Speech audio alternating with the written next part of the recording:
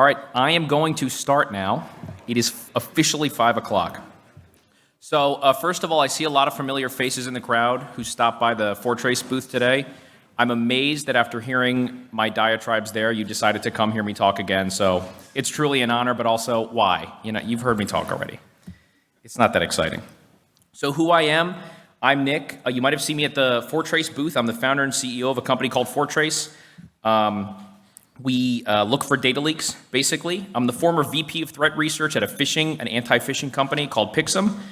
And if you have questions about the talk or just want to chat with me, that's my email, and you can find me on Twitter or Mastodon at nickbackwards, KSIN418. But what I want to talk about today starts with the world of data leaks, which is where I spend an overwhelming majority of my time. And some of those graphics on the left are mostly screenshots from forum posts recently selling recycled credentials, selling access to things, or just posting leaks.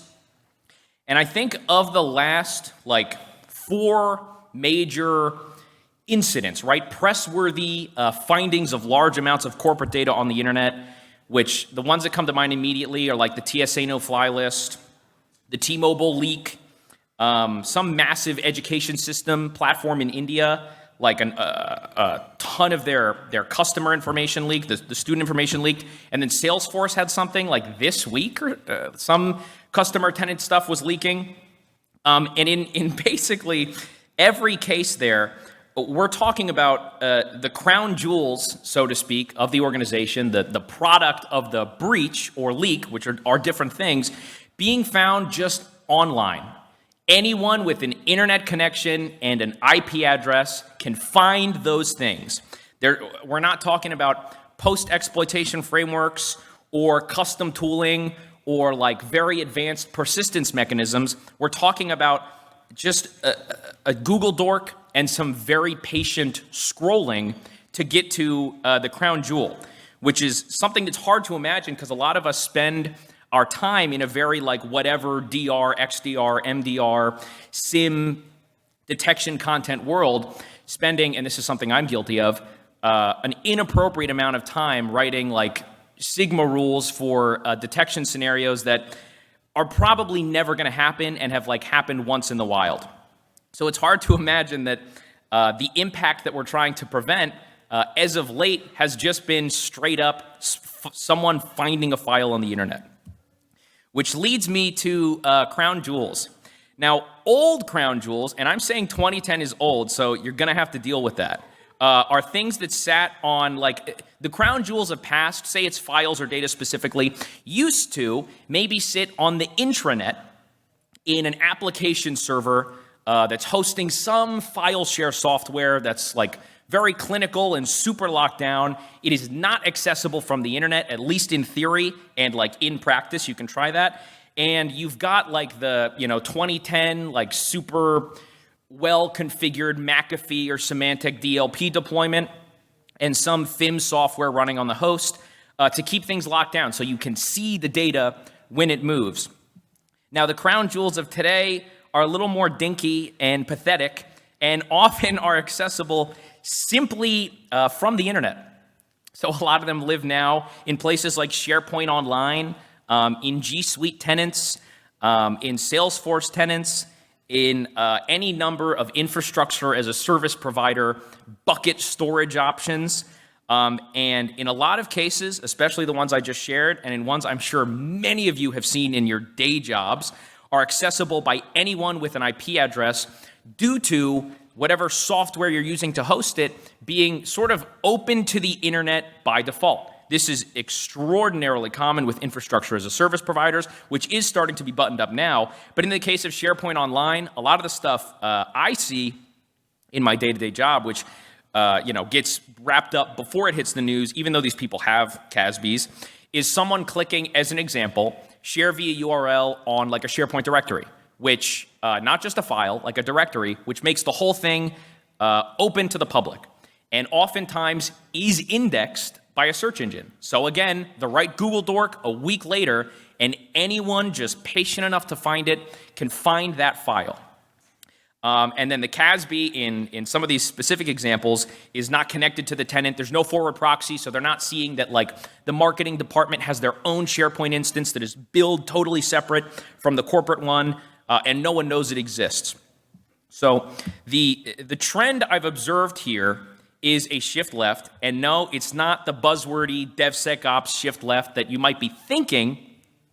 It's a shift left, though there's a time and a place for that. It's a shift left on something a little bit more familiar to this audience. This is the MITRE ATT&CK framework. On the left, you've got your Recon techniques. On the right, you've got all of the things to get access to your crown jewels, and then exfil them. Now, this is where, in all of the exercises that I've done for most of my career, this is the stage where the thing is found, and the crown jewel, the target, the whatever of the pen test or of the actual adversarial activity. This is what we're looking for as the end product, the end result of the engagement, the end result of an adversary being in there is what did they take? What did they leave with? And in reality, the shift left that I'm talking about is adversaries basically succeeding in the goal of this entire chain of exfil in the first phase at all, which is the reconnaissance phase. Now, the answer to this problem is sort of performing assessments using a different framework, which has now been merged into the attack framework. But previously, this was a separate matrix called the pre-attack matrix. Now, a lot of you, I'm sure, are familiar with the attack matrix. It's all of the TTPs for everything. In your ideal SIEM deployment, you've got some detection logic for an overwhelming majority of the TTPs in the MITRE ATT&CK framework. The idea behind pre-attack is all of the things that happen before a bad guy gets access, which I think are woefully underappreciated in the modern era. So the pre-attack matrix has two categories. Reconnaissance and resource development. Resource development is like active stuff. This is active scans. You're gonna get logs cut on systems from this activity. But the reconnaissance phase is what not only informs resource development, but is what informs everything else. So the reconnaissance phase, there is active portions to it, and there are really active flavors of TTPs to get any particular goal you want done here. But a lot of it is passive. A lot of it is stuff that is not going to cut so much as a log in anything that you're tracking. So you have the greatest detection logic on earth for, if someone does land on a box and, tries to use certutil to download some file from somewhere else, you'll detect that in a second. You'll detect much more advanced iterations of that. A lot of the things they use to get to that point, to just plan the attack to get to that point, you're not going to see anything from. Now, a good example that will cut a few logs is that last TTP on the list, or the last topic on the list, search victim-owned websites. So I'll walk through the example of just how easy it is. All of the TTPs in Recon are so incredibly important in the results they produce, in that they inform the rest of the adversary's activity in your environment. With a smaller footprint, they're making a lot more noise on a lot fewer sources to try and, knock on your door. But as an example, let's talk about searching a victim-owned website and just how easy it is. So let's say we have a Google Dork. Man, that's really tiny text. But the idea is a Google Dork to look for files, PowerPoints, spreadsheets, docs, PDFs, on corporate infrastructure, any domain or subdomain associated with who I'm dorking. This particular dork was a company that, say, as an example, is hosting a B-Sides conference.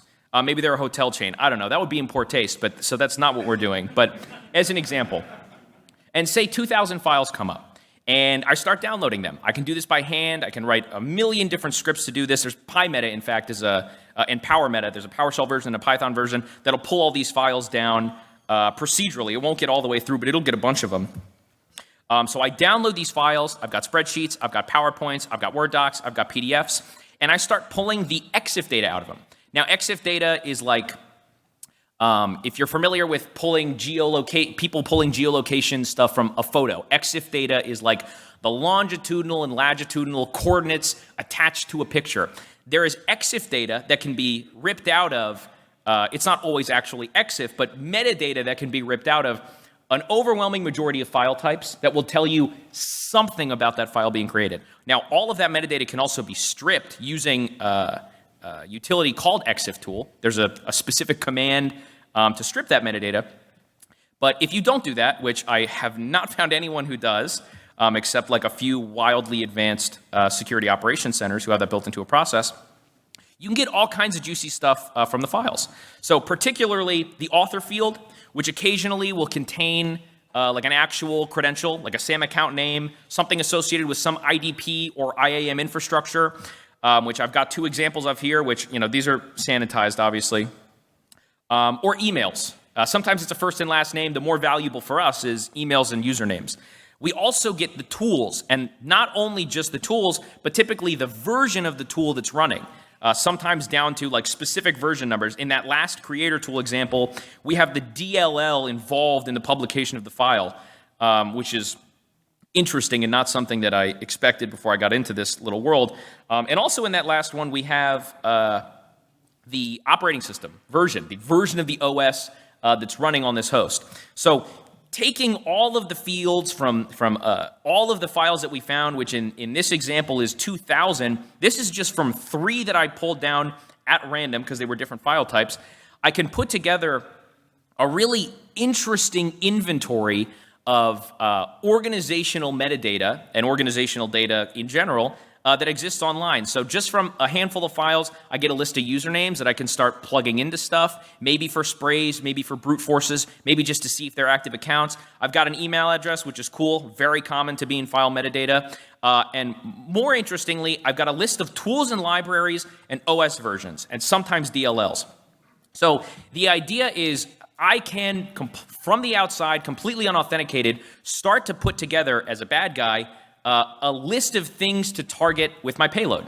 So I can not only with the files be really specific about who I target, but I can start putting together with this inventory of software running on the inside a sort of like idea of what the gold image laptop looks like that gets deployed within the organization. What is running on it? What libraries are installed on it? What version of Word is on it? What suites are they using? You start to get a really good idea of what is going on inside the company. Get a lay of the land of what's actually going on the corporate laptops being used to produce these files. Now, this is something that should be and often is a part of regular old pen test reconnaissance, typically for a fully external engagement. And I think the most important part of the recon phase, and the reason I think this should just be the actual action of this, whether it's just your team doing it by hand, should be woven into the fabric of monitoring, is because the recon phase is what informs the rest of the attack. With a limited amount of recon findings, there's a limited amount of attack paths to actually exhaust, and you might have to go ask the person you're on the engagement with for additional routes in if you're doing a full external, or additional options because you didn't find much.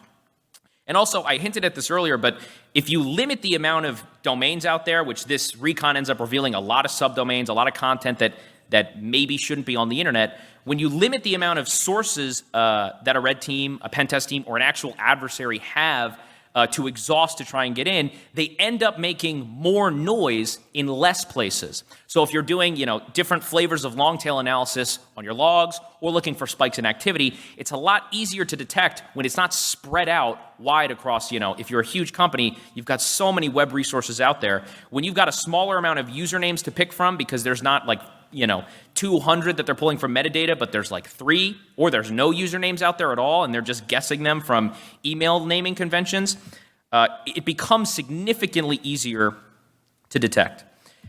Now, I'm going to provide, this is practical knowledge to start looking at pre-attack as a framework to assess yourself against in the same way you do the rest of the attack matrix. Now, for TTPs in the actual enterprise attack matrix, it's really easy to figure out how to assess yourself against it, because it's like, do I have a detection for this or not? Do I have the sources to provide me with the logs to detect this or not? It's a lot of pretty easy yes or no flips. For the pre-attack matrix, we're not really talking about checking a detection box, because a lot of these are techniques that are done on systems that aren't owned by you and you're not collecting logs from at all. So the detection use case, only vaguely exists. What I think you should do is run the TTPs against yourself on some rotating time-based cadence, whether it's a different member of your team doing things like searching for corporate data or honey tokens in open buckets with like specific Google Docs, looking for exposed SharePoint files in your infrastructure or in associated infrastructure of people who have access to your SharePoint tenant. Different flavors of dorks. ExploitDB has tons and tons of really valuable ones. Scanning the content you do find online for EXIF data and metadata that gives you some sort of insight into what's going on inside the company, and with the goal really of understanding what exists online. If an adversary were to look at you right now, what exactly would they find? It's helpful to understand that and makes it a little more predictive, the kind of activity that's going to go on when you do engage a red team for an external or a pen test, a fully external pen test. And what I'd also like to advocate for, because it's something that I saw so much when I worked in consulting, is this is not something you want to wait for the report results to patch up. Because the reality is most of the time in the couple pages of Recon you get back in the assessment, the stuff that they found is stuff you could have patched up months ago and would never have been the path that they took to get in. They would have had to find something else, potentially something a lot more complicated, potentially something that would have produced significantly larger volume of logs. And I think using, doing the sort of pre-attack assessments against yourself is a good way to get started with threat-informed defense, which is sort of a buzzwordy category and topic, but the idea is prioritizing your investments, prioritizing your training, prioritizing the purple team and red team test cases you engage in by what is actually going on in the wild and what tools are adversaries and what TTPs are adversaries actually using against companies like yours and people in your vertical. So I propose being very specific, not only about the TTPs that they might be using on the inside, but while it seems so simple, it's so common for them to be finding things on the outside that negate the need to ever get inside at all. And to make this easier, I think using honey tokens is a great idea. Put honey tokens in every data set you can and are able to, and search for the presence. If you don't want to search for organizational data over like public sources because you don't want to put organizational data out there, putting honey tokens, embedding it into a variety of different flavors of tokens into code you have, account databases you have, username databases you have, is a great way where you can just search for that. It's not proprietary, the token itself. Search for the presence of that token in public data sets, which is something you can do, again, with a search engine or with the exposed APIs of a wide variety of tools. And then on a quarterly basis, I think everyone should be running tabletops, or at least adding this into your list of tabletop scenarios, especially with the popularity of public data leaks over the last couple of months, usually not of a parent organization leaking data, but of a provider they work with accidentally leaking their data. I think it's a super valuable test case and tabletop scenario to be walking through because it usually is more procedural and more focused in the privacy office and legal office than a lot of other tabletop scenarios end up being. And it's also incredibly likely, or at least increasingly likely to happen as we've observed in the wild. So that's it. Those are the steps. And this was supposed to be a short presentation. It was a little longer than I intended. But that's it. That's the end of the talk. I'll open the floor for questions, comments. And Tim, the head, will also be taking questions. He doesn't speak much, but you get the idea.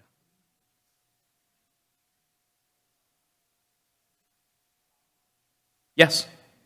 Are there any good automated tools that are already developed for people who, I've got people who can't do this stuff on their own but should be.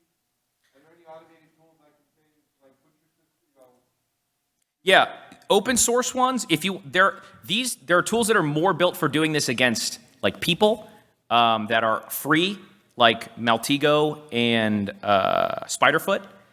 You can do organizational stuff in there too. They work for that, but there are also commercial options, which I will not discuss because I'm on a B-side stage here. I can only talk about free stuff. But yes, there are options out there, and I think those are two great ways to get started. But also a lot of this you can just kind of do, from a search engine with enough time. Anything else? All right. Well, that's it. Thanks, everyone, for coming to the talk.